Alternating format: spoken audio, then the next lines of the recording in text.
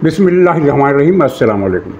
ख़ित्ते में गैर मुतवक्को तौर पर जो तब्दीलियाँ आ रही हैं, उनके नतीजे में एशिया की क़यादत अब सऊदी अरब और पाकिस्तान करेंगे। ये दुनिया आलम असबाब है, लेकिन असबाब यकायक पैदा होते हैं और कुछ अरसा पहले की सूरत हाल बिल्कुल उलट पुलट होकर रह जाती है और यकसर पलट जाती है, गोया कि काया कलप हो जाती है, जिसका अंदाज़ा ना तो नजूमी कर सकते हैं और ना ही वो लोग जिनको सियासी पंडित या सियासी थिंक टैंक कहा जा सकता है। हालात ने सऊदी अरब और पाकिस्तान को ऐसे मुकाम पर खड़ा कर दिया है जहां चीन और अमेरिका इन दोनों मुल्कों की नाज़बरदारी के लिए पाबंद हैं और नाज़बरदारी कर रहे हैं। इसमें कोई शुबा नहीं कि चीन की दोस्ती और अमेरिका की दोस्ती में फ़र्क है, अपनी अपनी नौइयत है, लेकिन दोनों मुल्क इस वक्त पाकिस्तान और सऊदी अरब को यकसा अहमियत दे रहे हैं और भारत सियासी गलबे के मैदान से फेड आउट होता हुआ नज़र आ रहा है। इस पर हम बात करेंगे। और दूसरी बात, इमरान खान के साहबजादे यानी दो मुर्शिदजादे अचानक मंजर आम पर क्यों आए और इंटरव्यू क्यों दिया, इस पर बात होगी। और तीसरा, भारत में जो रद्द अमल पैदा हो रहा है मोदी के ख़िलाफ़, मोदी के हिंदुत्व के ख़िलाफ़, और ख़ुद मोदी के नादान दोस्त मोदी के लिए जिस तरह मुश्किलात पैदा कर रहे हैं, उसका भी कुछ ज़िक्र करेंगे। तो नाज़रीन, सर फहरिस्त आपने देखा कि चंद महीने पहले तक अमेरिका सऊदी अरब को ये हुक्म दे रहा था कि वो इसराइल को तस्लीम करे, इसराइल को तस्लीम करना होगा वरना दोस्ती बरकरार नहीं रह सकती। और ट्रंप ने तो ये भी कहा था कि सारे मामलात डन हो चुके हैं, इसराइल को तस्लीम करने का मामला तय हो चुका है और जैसे ही सऊदी अरब ये ऐलान करेगा तो गोया के मदर ऑफ़ ऑल डील्स ये तय हो जाएगी, जिसको इन्होंने अब्राहम अकॉर्ड का नाम दिया हुआ है, डील ऑफ दी सेंचुरी का नाम भी दिया हुआ है। लेकिन फिर सऊदी अरब ने जिस तरह आखिरी लम्हात में, यानी आज से 2 महीने पहले, ट्रंप को ये एक बावकार लेकिन ठोस लहजे में बावर कराया कि फ़लस्तीन को और गज़ा को तस्लीम किए बगैर और गज़ा को अलग मुमलिकत बनाए बगैर, यानी 2 कौमी जो वहाँ हल है इसराइल में फ़लस्तीन के मसले का, उस पर अमल कराए बगैर हम इसराइल को तस्लीम नहीं करेंगे। ये वो बात थी जहाँ ट्रंप का पानी भी मरता है और ट्रंप इस पोजीशन में नहीं है कि इसराइल को डिक्टेट करा सके।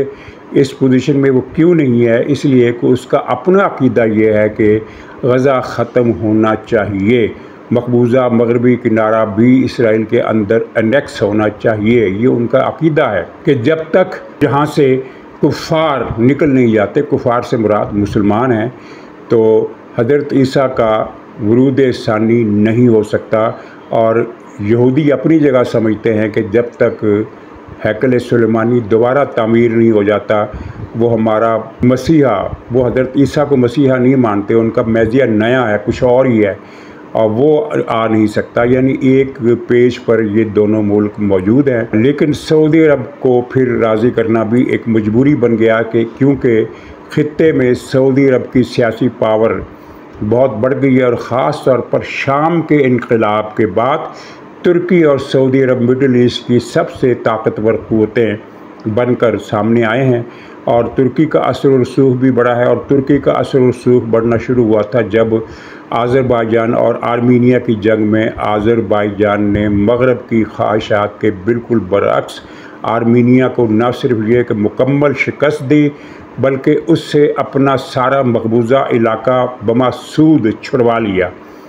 बमासूद से मुराद ये है कि निगोर्नो काराबाख का इलाका था जो आज़रबाईजान के अंदर वाक़ था और आर्मीनिया को उस पर दावा था। आर्मीनिया ने हमला करके वो इलाका छीन लिया और आज़रबाईजान ने जब पिछले साल दोबारा हमला किया और कई बरसों के बाद, तो ना सिर्फ ये है कि वो निगोर्नो काराबाख का इलाका वापस ले लिया, बल्कि एक मज़ीद इलाका आर्मीनिया के कब्ज़े से छीन लिया, गोया कि अपना रकबा वसी कर लिया। ये जंग आज़रबाईजान ने तुर्की के ड्रोन तैयारों और तुर्की की एक्टिव मदद के साथ जीती, जिससे तुर्की की धाक बैठ गई।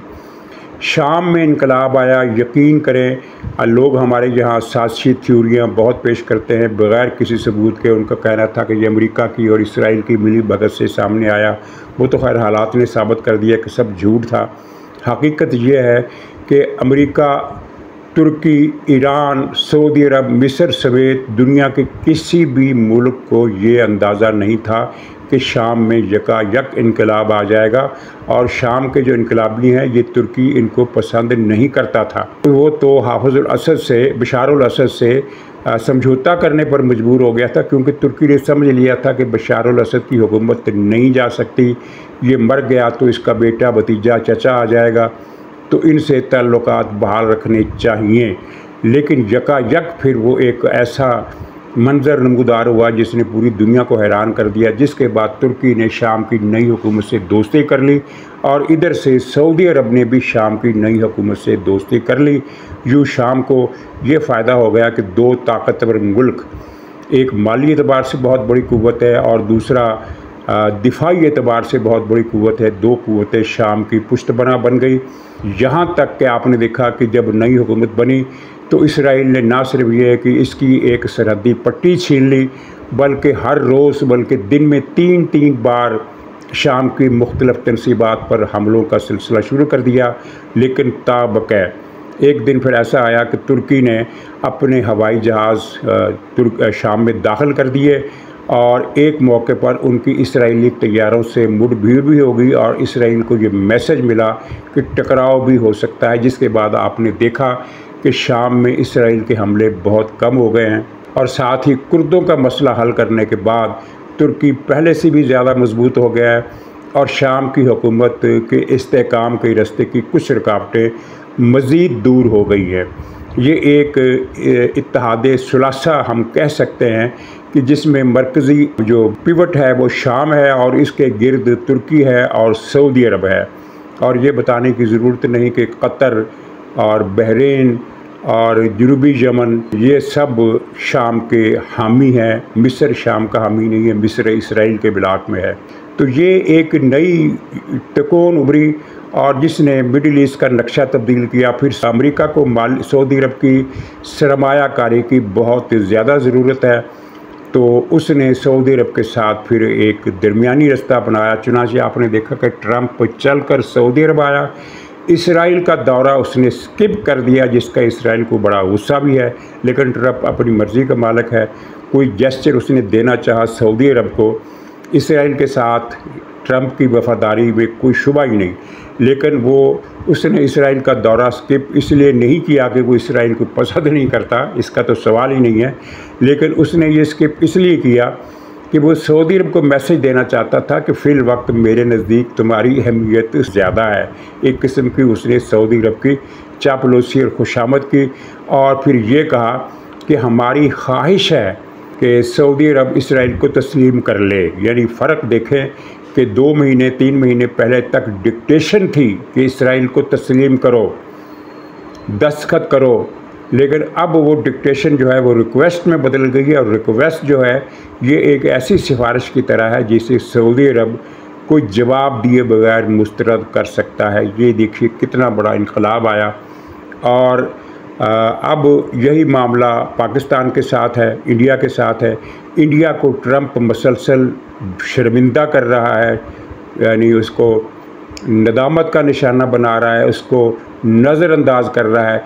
सबसे पहली नज़रअंदाजी तो यही थी जब दोनों मुल्कों में जंग छिड़ी, तो अमेरिका ने कहा कि दोनों मुल्क बातचीत करके मसला हल करें और हम गैर जानबदार हैं। ये बात पाकिस्तान के लिए धचका नहीं थी, ये बात भारत के लिए धचका थी, क्योंकि मोदी को 101% यकीन था कि ट्रंप उसका साथ देगा, पाकिस्तान पर पाबंदियां लगाएगा। इसी यकीन के तहत मोदी ने IMF के सरबराह को ख़त लिख दिया। इतना बड़ा रिस्क कोई भी हुक्मरान नहीं ले सकता जब तक कि उसे यकीन ना हो कि मेरा ये स्टेप जो है ये कामयाब होगा।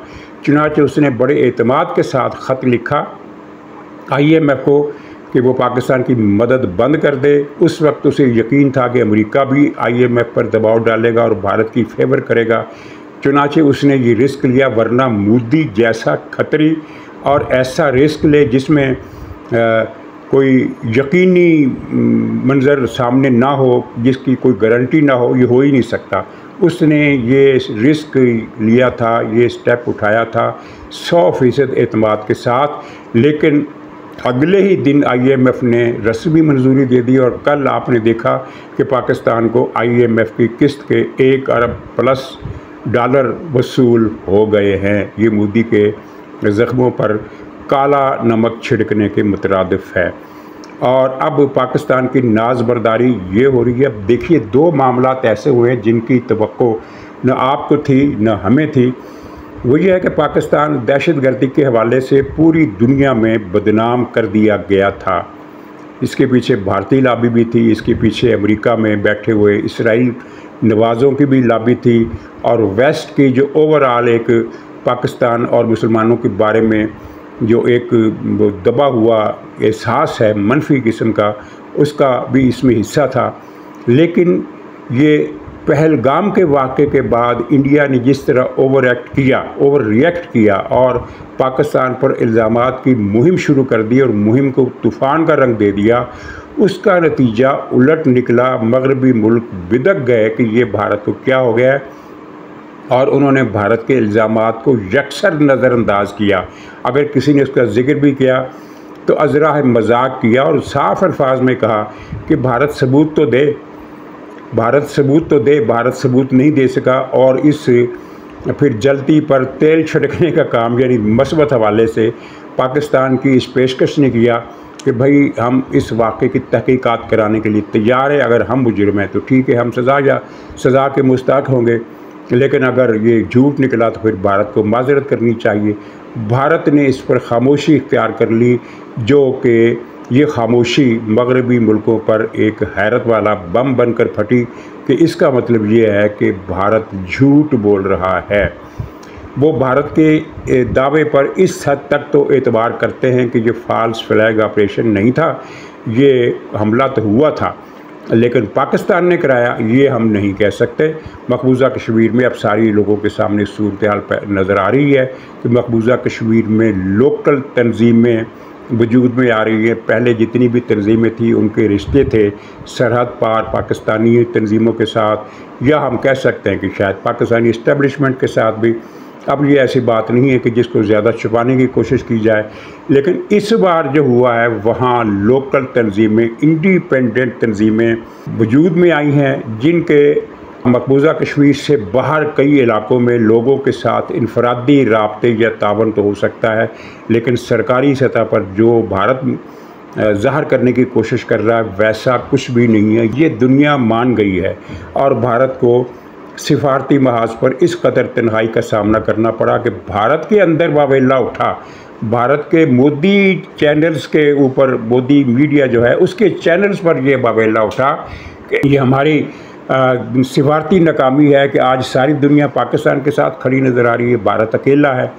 और इसके बाद फिर जंग छिड़ गई और जंग में जो कुछ हुआ उसकी तफसील दोहराने का मौका नहीं है, ज़रूरत नहीं है। आप सबके इल्म में, दुनिया भर के इल्म में है कि भारत इसमें पिटा, और इस हद तक पिटा कि जैसे कोई बेबस ताकत होती है। ठीक है, भारत ने भी हमें नुकसान पहुँचाया, हमारे कई एयरपोर्टों को उसने नुकसान पहुँचाया, 6-7 एयरपोर्ट्स पर उसने हमले किए और हमारा जानी नुकसान किया। फ़ौजी जवान भी 2-3 दर्जन की तादाद में बताया गया है कि शहीद हुए, और शहरी आबादी की गिनती भी 40-50 से ज़्यादा है।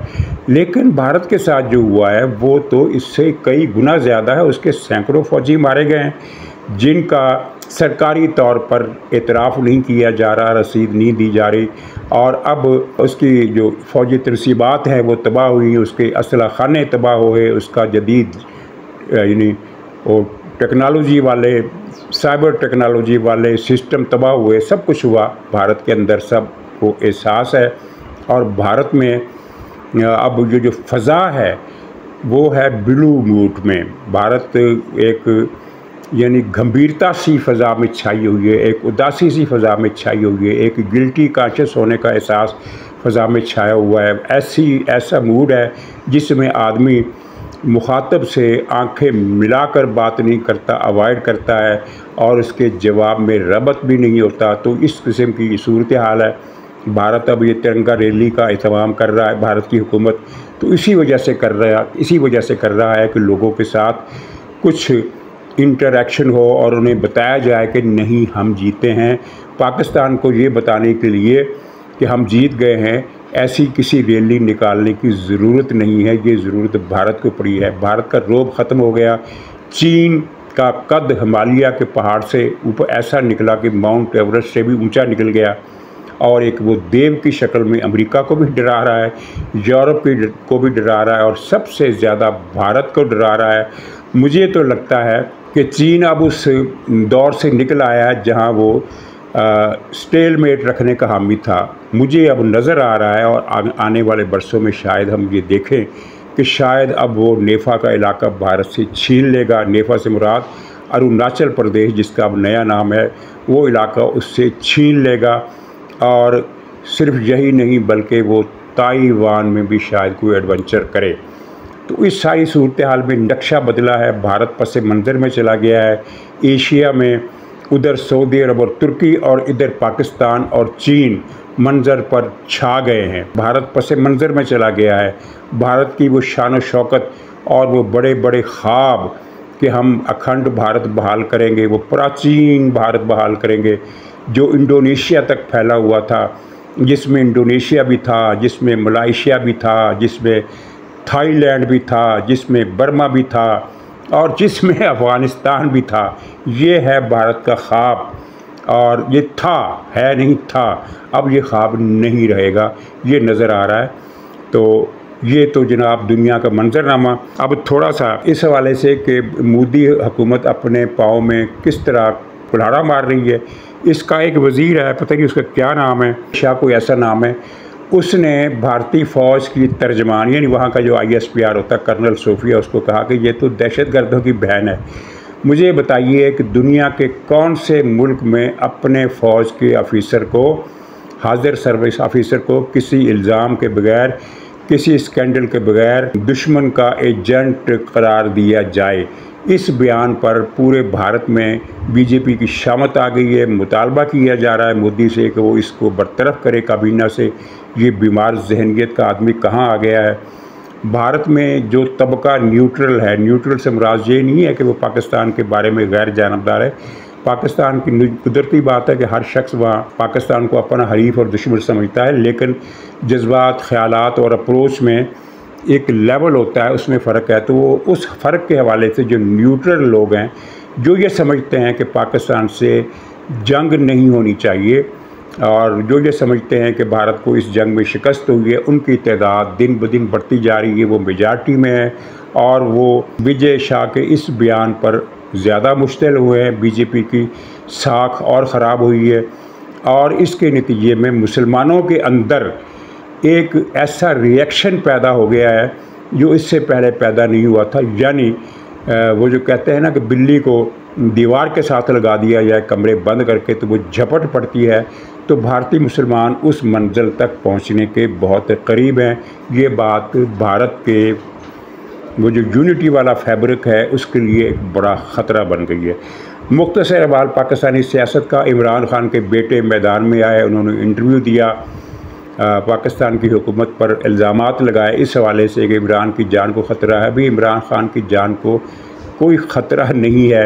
ये ख़तरा इमरान खान को लग रहा है कि मैं अब नहीं बचने वाला, तो इसको एक तयशुदा प्लानिंग के तहत फैलाया जा रहा है। जैसा कि आपने देखा जंग के दिनों में इन्होंने कहा कि इमरान खान को अडियाला से निकाला जाए वरना इंडिया यहाँ बम गिरा देगा, इमरान खान मर जाएगा। भाई इंडिया अपने असासे पर क्यों बम गिराएगा, ये तो बताओ। कोई अपने असासों पर भी बम गिराता है क्या? वो फॉल्स फ्लैग ऑपरेशन करेगा यहाँ? तो ये खैर ये दो बेटे और भी इसी तरह के इल्ज़ाम लगाए, सहूलतें नहीं दी जा रही, काल कोठरी में रख दिया जाता है, फलां फलां फलां फलां। लेकिन दो बातें इसमें ख़ास है। एक तो उन्होंने कहा कि हालात मायूस कुन हैं, उसके बारे में मैंने गुज़श्ता रोज़ ये बता दिया कि चूँकि भारत को शिकस्त हो गई है इसलिए मायूसी तो फैलनी है। लेकिन एक और बात भी है। बात यह है कि इनकी पहले जितनी उम्मीदें थी वो सारी एक एक करके ढह गई। फिर उनको उम्मीद थी कि ट्रंप साहब जीतेंगे तो कुछ न कुछ हो जाएगा, ट्रंप साहब जीते, कुछ नहीं किया। फिर उम्मीदें थी कि ट्रंप जब सदारत का ओहदा संभाल लेंगे तब कुछ न कुछ करेंगे। इस सिलसिले में गोल्ड स्मिथ की फैमिली ने अमेरिकी कांग्रेस और इंतज़ामिया में अपने असर व रसूख को इस्तेमाल किया, लेकिन बात नहीं बनी। फिर हुक्मरान पार्टी के एक सेनेटर ने एक ट्वीट इमरान खान के हक़ में जारी कर दिया। फिर एकदम से उम्मीद ताज़ा हुई कि अब तो इमरान खान छूट जाएगा, वो भी पूरी नहीं हुई, हर तरफ से मायूसी होगी। तो फिर आखिरी सहारा भारत का था। ये गोल्डस्मिथ फैमिली के दोनों लड़के, यानी वो सोलोमन भी और कसीम भी, सोलोमन नियाज़ी और कसीम नियाज़ी, ये दोनों गोल्डस्मिथ फैमिली के जो चश्मो चिराग हैं, ये अब तक खामोश थे कि उम्मीद अब पूरी हुई कि अब पूरी हुई। लेकिन जब भारत को शिकस्त हो गई तो फिर इन्हें पता चला कि अब तो हमारे हाथ में कुछ भी नहीं रहा। ये पीटीआई का सोशल मीडिया क्या करता रहा है? ये इसने हज़ारों प्रोग्राम किए कि अब भारत मैदान में आ गया है, पाकिस्तान के पास तो कुछ भी नहीं है, पाकिस्तान के पल्ले कुछ भी नहीं है, पाकिस्तान के साथ कोई नहीं है, दुनिया सारी भारत के साथ खड़ी है, भारत अंदर घुस गया तो कौन रोकेगा। ये सारी बातें वो शहजाद अकबर, वो अदील राजा, ये इमरान रियाज और पता नहीं कौन कौन से, और पाकिस्तान के अंदर 10-15 से भी ज़्यादा बिलागर इनके जो अब बड़े मुहिब्बे वतन बने हुए हैं, अब भारत की को गालियाँ दे रहे हैं, भारत की मजम्मत कर रहे हैं, पाकिस्तानी बहादुरी के कसीदे पढ़ रहे हैं।